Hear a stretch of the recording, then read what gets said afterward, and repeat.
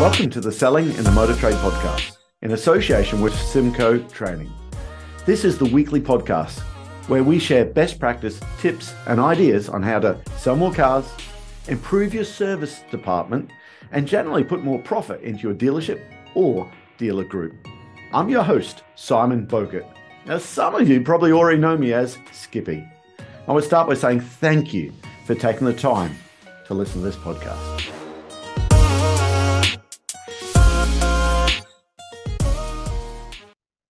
Hi, and welcome to another episode of Selling in the Motor Trade. Today, we're going to be talking about how do we get so much information into a salesperson or a service advisor, a sales manager, a dealer principal's head. Listen, you've probably all heard before about any training course, you're likely to retain, 10% or something like that.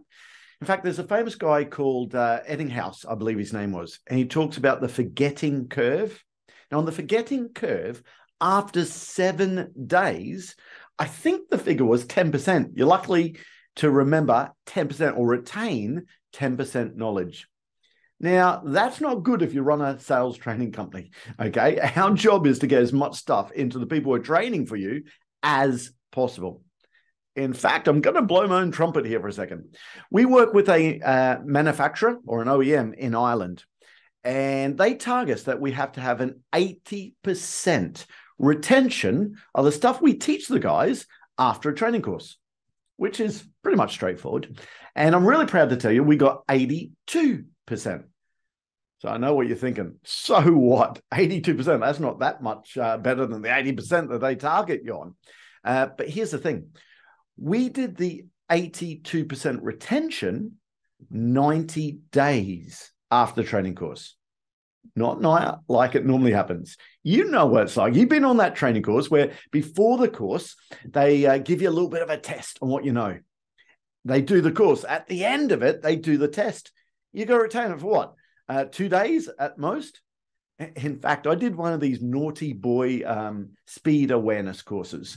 It was actually driving unchecked care and attention, I think it was. I hit my brake pedal really hard and there was a police motorcycle behind me.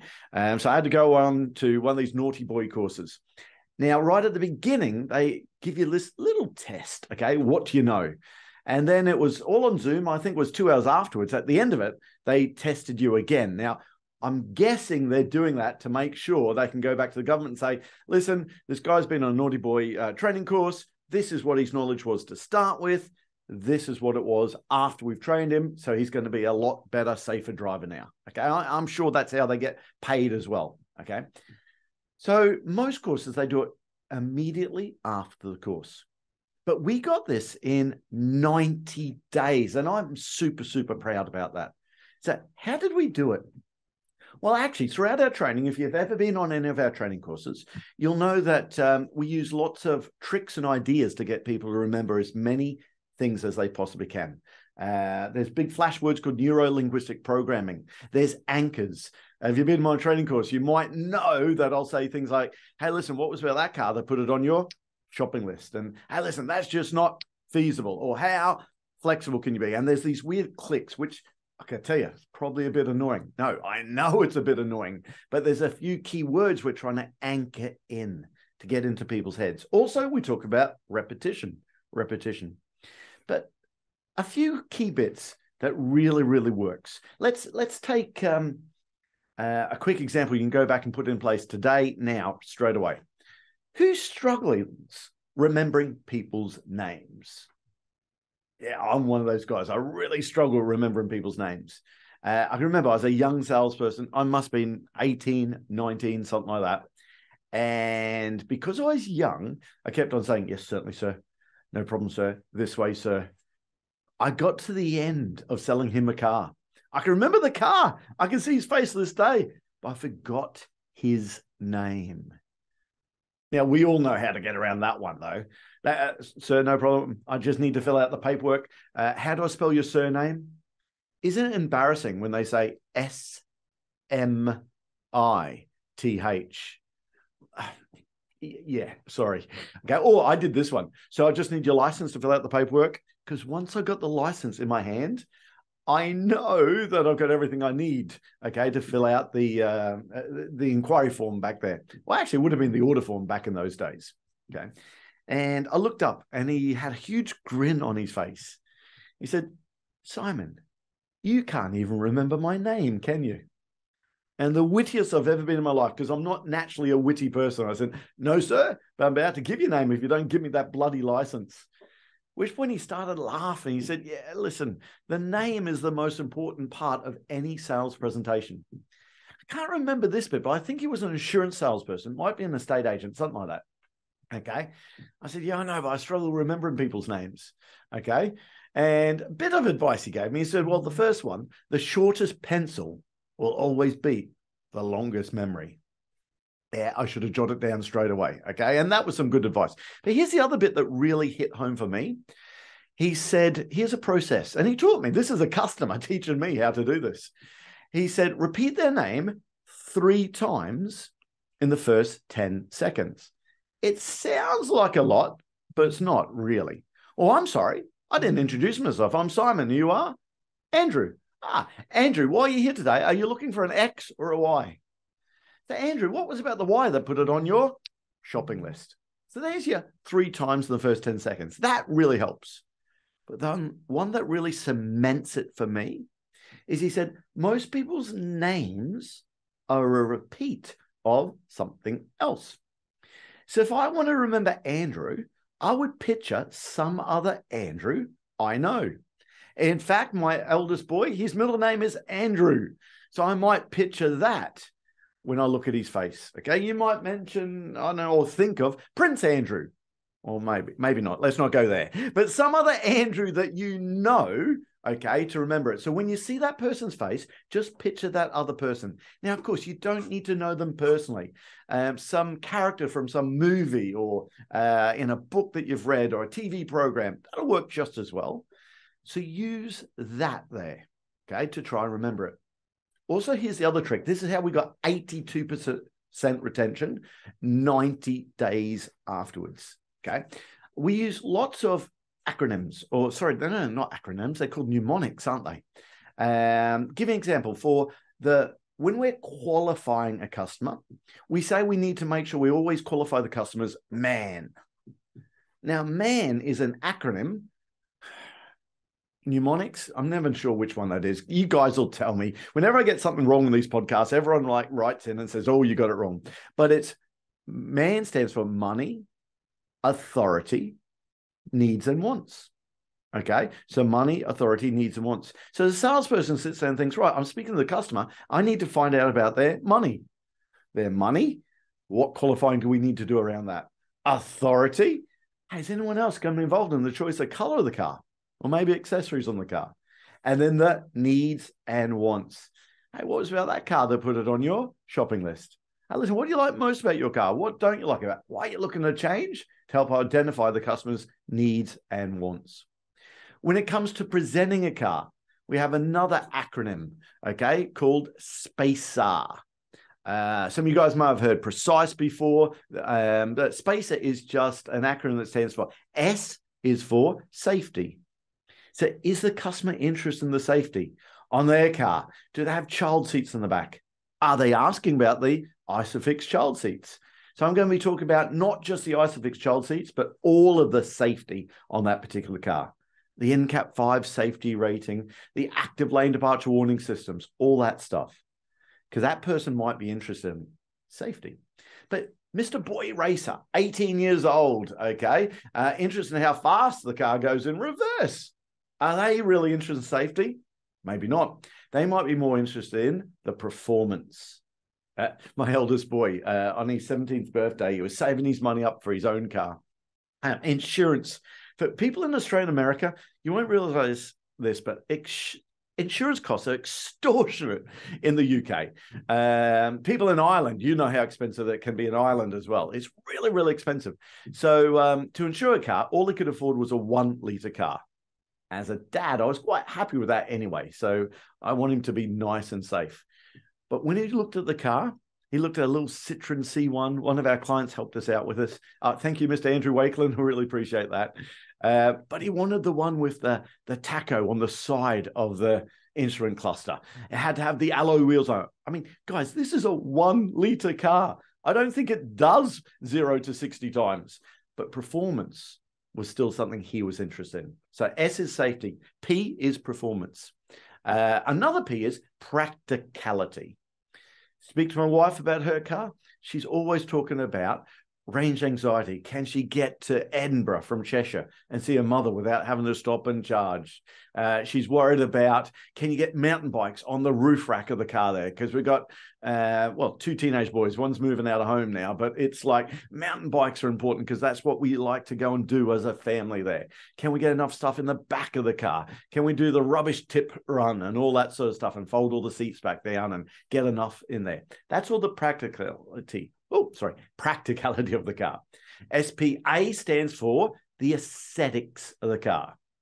Now, again, if you're on any of our training courses, I can never work out how to spell aesthetics of the car. So I call it appearance, which if I'm brutally honest, I don't think I can spell that either. Okay. SPAC is the comfort of the car. E is the economy. And that's high up on lots of people's agendas. People coming from diesels to hybrids, and they want to know all about the economics of the car. Now, the economy, if they go EV, of course, it's not the fuel they're putting in, but it is still important to them because what power tariff are they going to be on? How much is it still going to cost them there? SPACE is, and then, we got the R for reliability. But do me a favor, this is just all about memory today. We talk about that, okay, to help the salespeople remember when they're presenting the car, they're presenting the right feature to the right customer at the right time. And they're not feature dumping, okay? And listen, when you talk about qualifying a customer, make sure you just don't put people into one box with spacer. I want to talk about memory today. But here's the other, and by the way, we use lots and lots of those tricks throughout our training to get people to remember man and spacer and the 4 fundamentals. When you walk into a car, we say, right, remember 4-4 time, 4-4. 4 things for value-added products, 4 things for urgency on the customer's car. So when we're going out there, there's little memory tricks and ideas to remember 4-4. But here's the real way that we get people to remember so much. Now, if you're one of our competitors listening to this, wondering how we got 82%, the real key is sales fitness. You see, we drip feed the knowledge in regularly because the human brain cannot absorb everything we cover on a 2 or 3 day training course and remember it all. No one's can, or should I say very, very few people can, okay? So what we do is, imagine that salesperson, that service advisor's brain is like a sponge. I've got a whole lot of water and I want to throw it on the sponge, okay, to get all that water in the sponge. If I just threw it on in one hit, like in a 2-day course, a 1-day course, okay, a 3-day course, the water's going to fall on the desk and the floor and everywhere. What we do is we slowly drip feed it in. That's where we send people a little training segment, a little video every day for the first 90 days after their program. And because we're dripping in slowly and we're layering the knowledge, that's where people are getting 80% retention. And it's really simple for us. If people can remember more stuff, they'll use more of it. And they use more of it, the more likely it's going to help them sell a car, improve a service department, and they'll get a better result. And if they get a better result, guess what? The person who pays the bill will get us to use us again and again. But we could go a bit deeper on this. And there's something else that we do throughout our training programs. And advertisers do this all the time. The way they get people to remember things is there's 3 key things, really. Okay. Number 1 is we remember things that are different. Take one of the highest returns on investments on a TV commercial ever. It's a gorilla playing the drums to a piece of music. What were they advertising? You're right, you got it. It was Cadbury's chocolate. Do you know that first aired? I think it was something like 19 years ago. But we tend to remember it because how many gorillas have you seen playing the drums? Not that many, so it sticks in your head. Also, they linked up to a famous piece of music. Okay. I can feel it coming in the air tonight. Doesn't music take you back to a point in your life when you first hear something? Okay. I've said before, Sheryl Crow, all I want to do is have some fun. Whenever that piece of music comes on, I'm immediately transported back to Townsville, North Queensland, where a good friend of mine, Pat Casey, said, should we travel around the world? Yeah, let's do it. Let's do it. That piece of music come on, I thought, that's an omen. We got to do it now. And I'm always transported back to that. Okay. So if you come on our training programs, we try and make them different. Listen, no disrespect to any other training company out there, okay? I'm not one of these guys that knock other trainers. I know there are people out there that say, well, I don't like he does this, I don't like that. The world of trainers, we all have huge egos, but I really don't knock other training company. I've learned so much from everyone. I take a bit of everything from there. But our training courses, we try and be different because we find that lots of people think manufacturer-based training courses are boring. As soon as that PowerPoint comes up, people go, oh no, here we go. Death by PowerPoint. In fact, in the lockdown, the very first lockdown of the pandemic, we had to transition everything online. A lot of people say, oh, I don't like Zoom training, don't like Zoom training. We have so many of our clients now saying, this is still really interactive. How do you make it so interactive? Well, I'm in the studio that we do the training now. If you're watching this, we still have a flip chart here. We still get up and about and move around. We have a huge plasma on the end of the studio wall here. I think it's look at it now, 75 or 70 or whatever size. So we can see everyone's faces there, but we make it different so it's not death by PowerPoint. On our traditional stand-up training courses as well, okay? No one will fall asleep in our training courses because we try and make it different to death by PowerPoint. In fact, so many times on a course, we haven't even opened up the workbook until about 1 or 2 o'clock in the afternoon of day one. Think, how does that happen? Because we're going out of way to make it different and sticky and get things into people's heads. Okay, so difference one way. Number two, the way that we tend to remember things is when we laugh.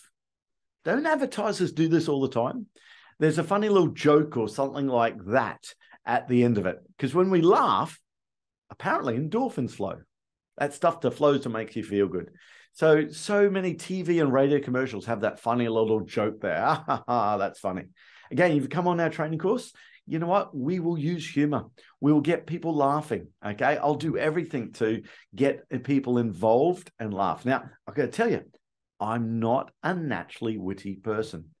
Not at all, okay? And some of the jokes, if you come on one of our training courses, again, you'll hear the same little jokes, whatever, the same little stuff, because I know when we laugh, endorphins flow, and people tend to remember it.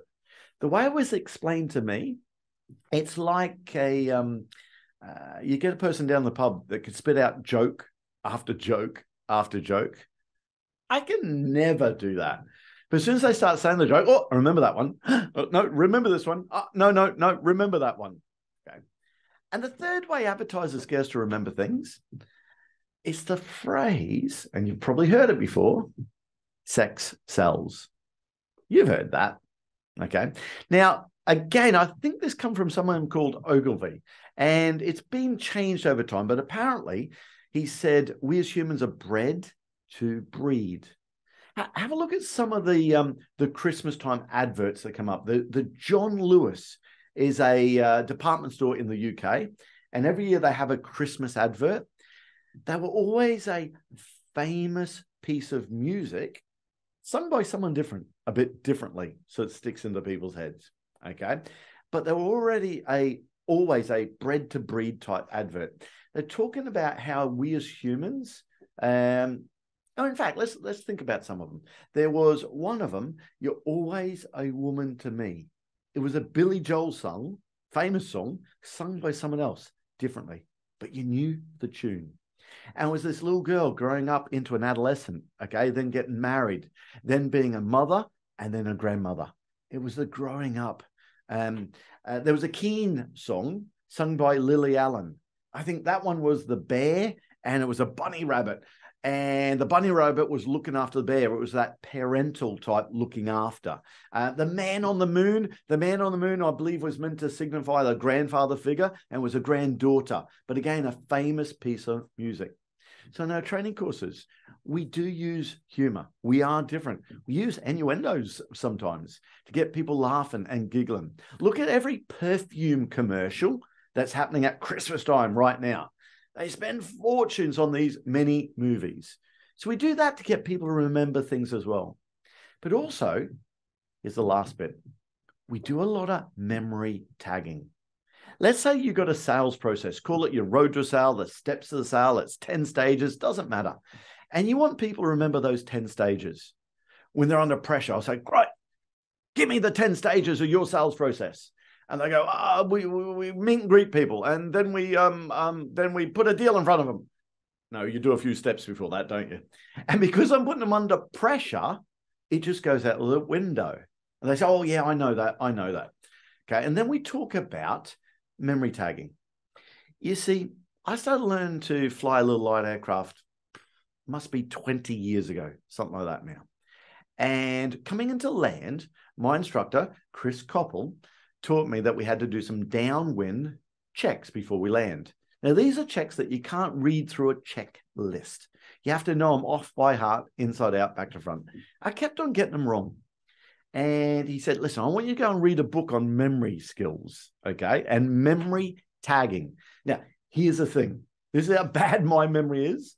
Do you know I can't remember the book that he recommended on memory? That's how bad my memory is, okay?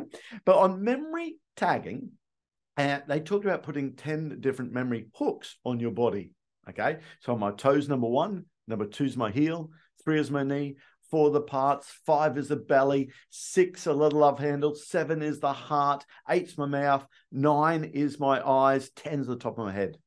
And we put them on in a stupid way. Now, and we can't do the whole lot now, but we talk about how good people's memories are. We talk about the different ways people remember things. 5 steps. We remember firsts and lasts. Do you remember the first car you sold? Of course you do. Do you remember the last car you sold? Yep. But you don't remember all the other ones, do you? No, but we remember first and last. That's one way we remember things. Another way we remember things is repetition. It's a great way to remember things, okay? If things are repeated again and again and again, it tends to sink into our head. Think about doing the times tables in primary school. Spelling exercise, spelling bees, that just repetition. Another way we tend to remember things, we remember things that are different. Do you remember that first car you sold? Yep. You remember the last car you sold? Yep. Wasn't the same one, was it? Maybe if you're brand new. But you don't remember all the other cars you sold. But don't you remember that customer that was different? I had a lady once, I was in Townsville, North Queensland, and she said, the numbers have said yes, I have to go ahead with it. I said, sorry? The numbers are speaking to me. I'm a witch, love.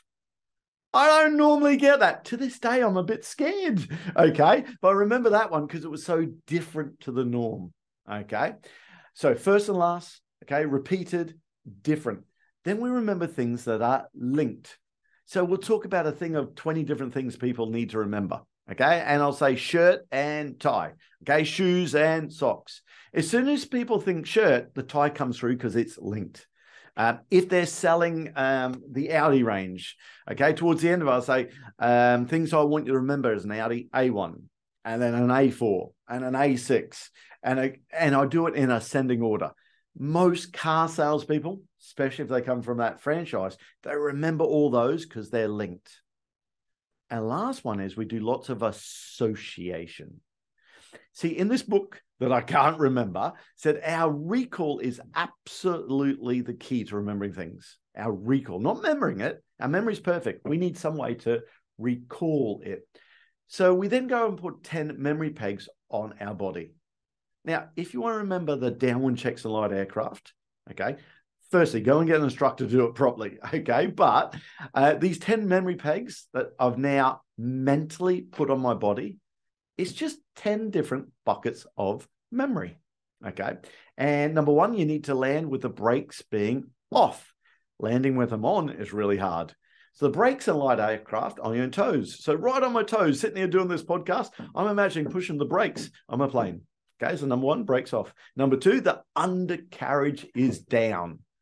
Okay, landing with that up, that's not going to be pretty. Okay, so the undercarriage is down, and to prove it's down, you've got 3 green lights. Okay, now here's the thing. My plane that I'm flying at the moment, the undercarriage, in fact, sorry, every plane I've ever flown, the undercarriage is welded down. It's bolted down. But my first instructor still got me to touch a screw on the panel to say the undercarriage is down. So why are we doing this? He said, at some point in your life, you're going to fly a plane where the undercarriage does go up. Unless you get in the habit now of doing it, if you get in the habit of never checking it and then you start flying that plane, that's when things can go wrong. So I want to teach you from day one to do your downward checks in the right way. So brakes off, undercarriage is down. Next one is mixture is rich. Oh, by the way, there's some pilot screaming at the podcast now saying, I was taught bump fitch or whatever you are. Again, that's an acronym. I think it's an acronym. I'll go check that word there. My education wasn't the best, but brakes are off, undercarriage is down, mixture is rich. So bump fitch, or there's lots of different ones. Chris Koppel taught me memory tagging. So it's brakes are off, undercarriage is down, the mixture's rich. Next one, the fuel's on. The fuel pump is on, and the carburetor heat is selected, so it's hot. Then the altimeter is set. Now, if you're watching this video, I'm still touching the different areas. There are different memory hooks on my body. And again, I've been flying for so many years now. Yesterday, being Sunday, I was doing an aerobatic flight with a new instructor I've not flown with before. I was doing some advanced aeros, which I wanted to get my head around. And again, as I'm coming into land, I'm still going brakes off, undercarriage down, touching the different areas. You must have thought I'm mad, but it works because it sticks in my head. And then you need to make sure the altimeter is set, the QFE, which is the height above the airfield. You need to make sure that you're secure, your passengers are secure, okay? Then it's going to be Golf, India, Echo, downwind, or whatever the registration number is on the aircraft. So I have those memory pegs. We do the same for the salespeople on the sales process. And they'll remember the 10 stages of the road to a sale, inside out, back to front, upside down, without ever being able to forget it. So number one, we talk about their attitude is right. Now, this won't work for you now, but go and look at some of this memory stuff if you really need to. But this is how we get 82% retention 90 days afterwards, okay? When number one on their memory pegs, we'll say attitude. We put a set of scales mentally in their mind on their toe for attitude. Don't know why that works. Works for me for good attitude, bad attitude. Meet and greet, think of your feet. That's number two. Okay. Number three is needs and wants. That's what you need. We call that qualification. Number four is the part exchange appraisal. Okay. In the UK and Ireland, they call a trade-in a part exchange. On our memory tags, we might be on our parts. Sounds a bit rude and naughty, but guess what? It tends to work. Then it needs to be the presentation. We morphed them into a Teletubby. Then it's a demonstration. The love handles are turned into a steering wheel. Then do they love the car? That's called a trial close at the heart. Then they negotiate with their mouth. They use their mouth to negotiate. Then we going to close the sale, and we close our eyes. If we can't, we follow them up.